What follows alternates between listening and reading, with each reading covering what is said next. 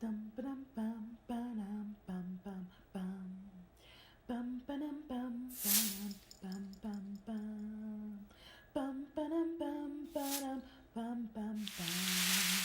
Bum bum bum bum ba-dum bum bum da-dum. Bonjour mes bien-aimés dans le Seigneur, ici c'est Charline Gustave. Je vous dis bonjour, bienvenue dans Sauvé par la grâce. Que la grâce de Dieu vous accompagne aujourd'hui, que sa protection vous fait du bien. Donc, mes frères et sœurs, encore une fois, avec la parole de notre Seigneur. Aujourd'hui, je vais vous lire dans Nombre 33, dans le verset 55. Le sujet aujourd'hui, c'est celle-ci. Est-ce qu'il est important parfois de laisser les gens qui sont proches de nous, de les laisser partir? Parce que en moins de fois, nous avons des amis, la famille, des étrangers autour de nous. On a tendance à les garder proches de nous. Et nous avons peur de les laisser partir à cause des attachements, à cause d'un peur d'être seul, peur d'être rejeté. Mais lorsque nous faisons ça, est-ce que c'est quelque chose qui est dans notre avantage? Alors, c'est de ça que nous allons parler et nous allons voir vraiment qu'est-ce que Dieu pense de ça. Quand Dieu te donne un ordre de laisser les gens de ton entourage, de les laisser partir, de pouvoir refaire ta vie, que ce soit des amis, la famille, mais que quand Dieu te donne l'ordre de vraiment laisser ces gens-là partir, et puis toi-même, tu as la peur d'être seul, la peur de blesser les gens, la peur comment les gens vont réagir, et puis tu as une tendance à garder ces gens-là dans ton entourage, à garder ces gens-là dans ta vie. Alors nous allons voir qu'est-ce que Dieu dit à ça lorsque nous voulons absolument de garder ces gens-là. Dans Nombre 33, lorsque Israël allait entrer dans le pays promis par Dieu, qui est Canaan, Dieu les avait donné des ordres en leur disant comment il faut partager la terre, comment il faut partager les blancs selon les membres de la famille, selon les quantités de la famille. Mais ce que nous voyons dans ce chapitre-là aussi qui est très intéressant, Dieu leur disait aussi comment il faudra aussi chasser les gens qui étaient déjà là dans ce pays-là, où il disait il faudra éliminer toutes les statues, les dieux qui servaient, toutes les affaires, les monuments, toutes les affaires qu'eux autres, ils adoraient. Dieu avait dit d'éliminer tout ça, de rien laisser ces affaires-là autour d'eux. Et en même temps, tout, lorsque nous allons vers verset 55, Dieu a dit à son peuple aussi, je vais vous lire ça, mais si vous ne chassez pas les habitants du pays devant vous, ceux que vous auriez laissés deviendront des épines dans vos yeux et des points dans vos côtes. Ils seront vos ennemis dans le pays où vous allez vous établir. Alors, je vous traiterai comme j'avais décidé de les traiter à eux. Alors, ce verset-là, ça nous dit quoi? Ça nous dit que lorsque Dieu nous donne un ordre, qu'il nous fait savoir qu'il y a des gens qui sont vraiment des pièges pour nous dans nos vies. Il y a des gens qui sont des aiguilles dans nos vies. Ils sont celui qui est en train de nous piquer les côtes, de nous vraiment détruire notre vie sans que nous le savons. Et il y a des gens aussi qui sont dans notre entourage qui ne nous permettent pas d'avancer. On a la difficulté d'avancer avec ces gens-là parce que ces gens-là, ils sont je pourrais dire, des malédictions. Ces gens-là, ils font des choses qui n'est pas bon dans les yeux de Dieu. Alors Dieu nous demande de pousser ces gens-là loin de nous. Parce que si nous voulons avoir notre bénédiction, ces gens-là ne devraient pas être dans nos vies.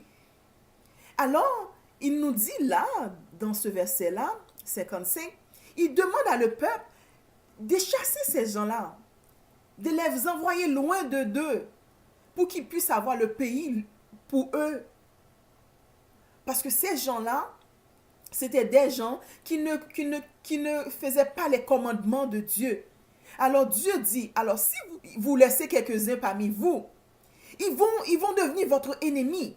Et il y a des gens que nous laissons dans notre vie, ok, nous pensons que ce sont des amis, mais ils sont nos ennemis. Nous avons des gens dans nos vies, tu comprends? Nous pensons que ces gens-là nous apportent quelque chose de bien, tandis que ces gens-là ne nous aiment pas, ces gens-là nous haïssent, ces gens-là ne voudront pas avoir du bien pour nous.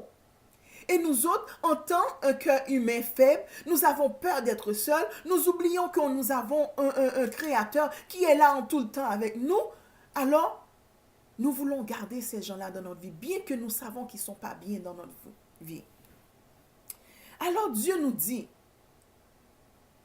dans 56, verset 56, si nous refusons de chasser ces gens-là dans notre vie, de nettoyer notre vie de toutes ces saletés-là, même ce n'est pas juste des gens, même il y a des situations que nous sommes en train de vivre. Il y a des positions que nous avons mis notre tête.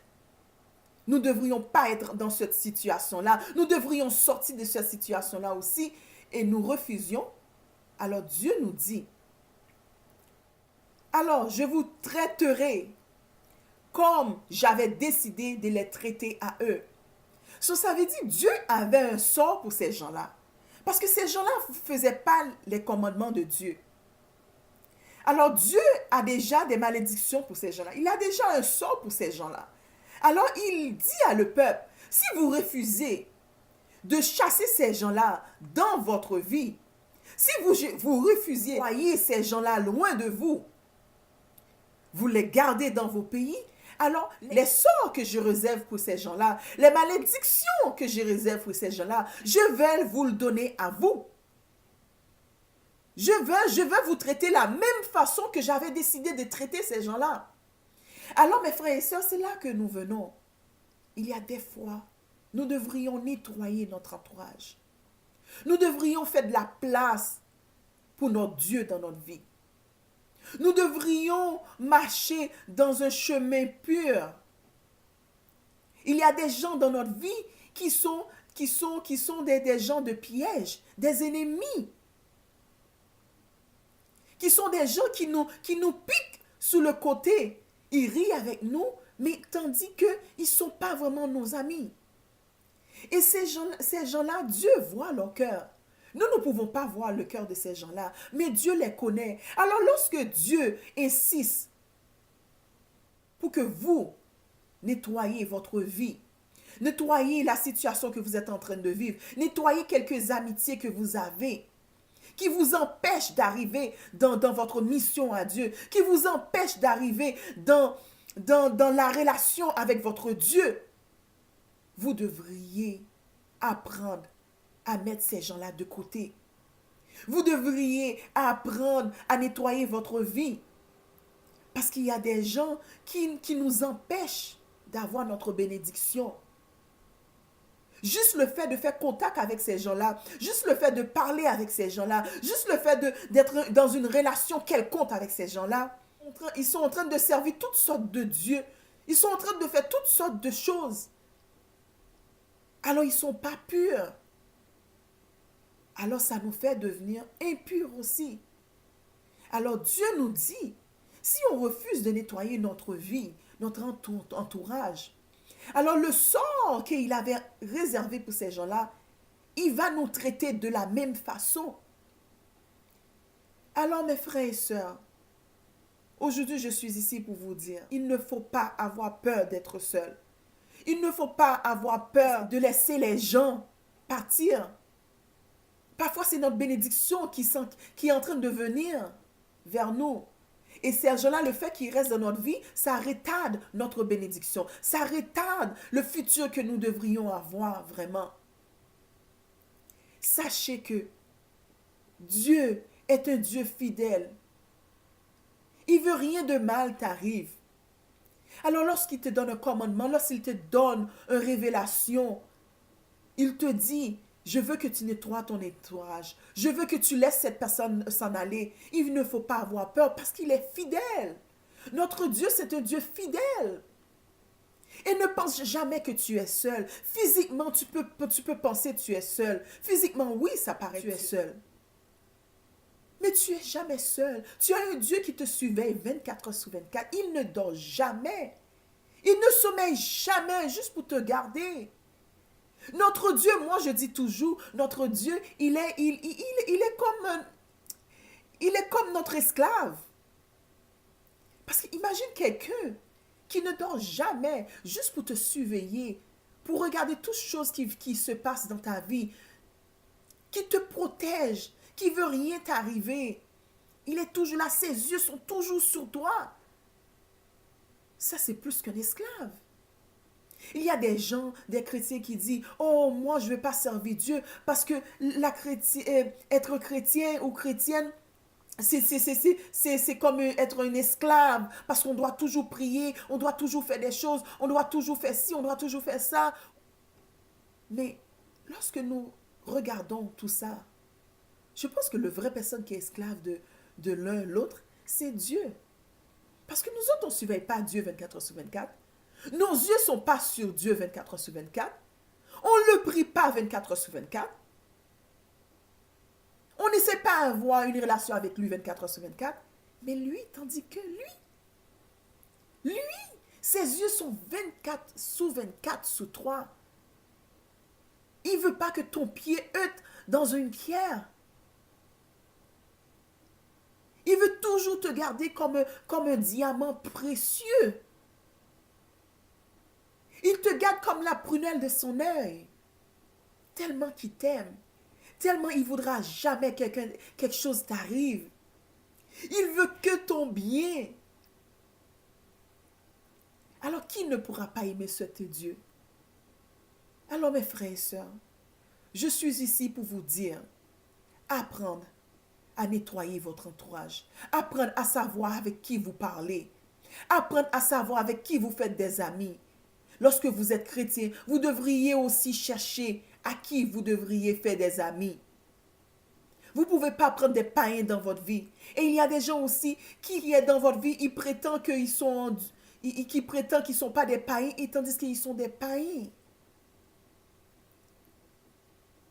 Alors, demande à Dieu discernement. De pouvoir discerner ces amis-là qui sont autour de vous. Aussi, je dis des amis, il y a des parentés aussi. Il y a des parentés qui nous amènent que la malédiction, qui nous amènent que le sort. Parce qu'ils font tellement des choses mauvaises, qui sont tellement dans leur cœur, ils ont plein de haine, ils ont plein de colère, de l'orgueil. Et à force de leur parler, ça traverse en nous aussi. Alors il faut faire très attention. Apprendre à écouter la voix de Dieu. Lorsque Dieu nous demande de rester loin de quelqu'un, reste loin de cette personne. Parce que c'est que pour nos biens. Que pour nos biens. Mes frères et sœurs dans le Seigneur, je vous dis que Dieu vous bénisse. Que Dieu vous fasse grâce. Que Dieu puisse ouvrir vos yeux. Il vous donne discernement pour pouvoir entendre sa volonté dans votre vie. Pour pouvoir entendre la volonté, quel genre de personne il aimerait que vous faites des amis. Quel genre de famille il aimerait que vous gardez lien avec. Parce qu'il y a des gens qui nous bloquent que notre bénédiction.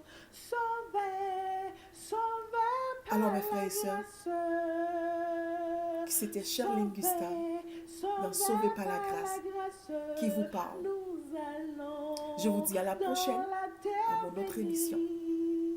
Sauvé par la grâce. Au revoir.